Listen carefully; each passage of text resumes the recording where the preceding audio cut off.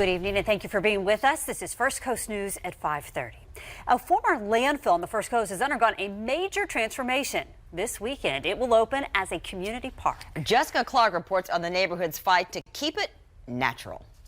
This piece of land is called Riberia Pointe. It's just about a mile and a half south of downtown St. Augustine. It used to be a dump, but no more. Or unless we want to go to the top of the hill. The top of the hill to me is amazing. Blake Souter and Judith Seraphin live in the Lincolnville neighborhood, and they are thrilled. The southern end of their community will be a city park, but the effort to get it to this point is quite a story. This park was originally a dump. According to city staff, up to the 1970s, this area at the end of Riberia Street was a landfill. Nobody cared about it. The State Department of Environmental Protection eventually made the city close the landfill. The city then reclaimed the land, putting 2 feet of cover over it and regrading it. And then the city opened it up to commercial interest.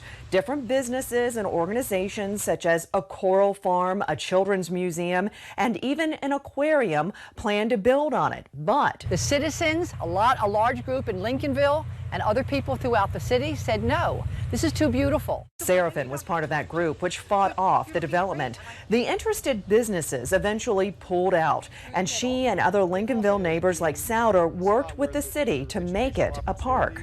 10-15 minute walk away from downtown, and you're here surrounded by 80 acres of marsh, a spectacular view of the Intracoastal Waterway. Those are views that are hard to find as development occurs here in Northeast Florida. The park will be named after Robert B. Hayling, a civil rights leader who lived down the street and who was instrumental in getting Dr. Martin Luther King to visit St. Augustine and organize demonstrations.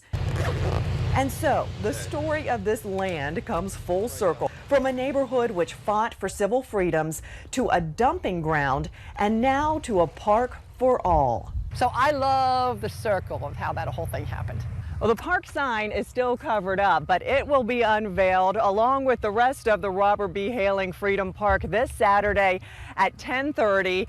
It all coincides with the Lincolnville Festival also taking place this weekend. In St. Augustine, Jessica Clark, First Coast News.